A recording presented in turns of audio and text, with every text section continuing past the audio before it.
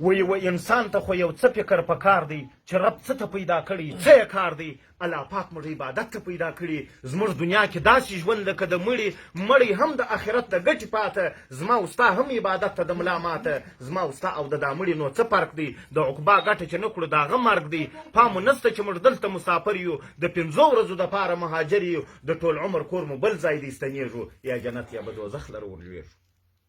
د ټول عمر کور مو بل ځای دی ستنېږو یا جنت یا به دوزخ لره ورلوېږو موږ دنیا ته دی په زړه کې ځای ورکړی الله پاک مو له زړونو څه وتلی پر زړګي مو اوس ښایسته سوله دنیا اوس یې غم را سیر کړی د عقبا اوس دنیا او بنګلو باندې نازېږو د 5 ورځو پیسو باندې نازېږو دنیا بل ته ورپاکېږي د بل چا ده نن یې مخ دی او سبا یې راته شا ده موږ به دې په غم کې خپله ملا کړه ماته اخر دا به سي و بل چا ته ورپاته یوه ورځ به دا دنیا یې موږ به نه یو هم سبا هم به بېګا یې موږ به نه یو د هغه لمر به پر دا غم ځکه راخېږي همدغه میاشتې کلونه به تېرېږي دغه ټول شان به یې زموږ څخه پناه موږ به یو په سخت سفر کې د عقبا موږ به وچه خوله پراته یو وچ شونډان په خپل قبر کې د یوې دعا په ارمان نه د پلار او نه د ورور فایده رسېږي نه په غم کې بیا یې څوک را شریکېږي یو به موږ خپل عمل به راسره یي دا نیکي او بد به ټول راته پراته یي بیا که یوه نیکي د خدایه څخه غواړو نه رسېږي تر قیامته چې وژاړو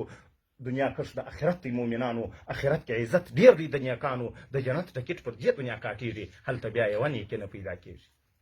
د جنت ټکټ پر دې دنیا کاټېږي هلته بیا یوه نیکي نه پیدا کېږي هلته بیا به وي په دوه رنګه مخان څوک به سپین وي څوک به تورې تر دېګدان دا سپین مخې به جنت ته داخلېږي او تور مخې به دوزخ لره کشېږي دغه تور مخ به وسپین کو پر دنیا بیا یې نسو سپینولی پر عقبا الله موږ ته راستولی سپین قرآن وایي که چا ونه منئ د ده فرمان آخرت کې سخت عذاب ورکومه نه په حق کې شفاعت د چا منمه منع کړي یې موږ ټول د ګمراهۍ که چا خوښه کړه دا لار د ناکامۍ ناپوهان وایي عقیده کې ګمرهي عقیده کې ګمرهي څه معنا لري خدای مطلق ټول ګمراهي دې منع کړي نو موږ ته دې یوه لاره واکړي الله وایي کافران مو دښمنان دي دا ملګري د ابلیس او غټ شیطان دي که څوک وکړي پر دنیا د دوی دوستي آخرت کې به د دوی سره وي یو متل د اولنو دی که په پوه سې وایي چې اوس یې نو په خوی به د هغو سې سید محمد صابره وکړه حق وینا د هر چا خوښه چې هر څه کوي بیا ډېره مننه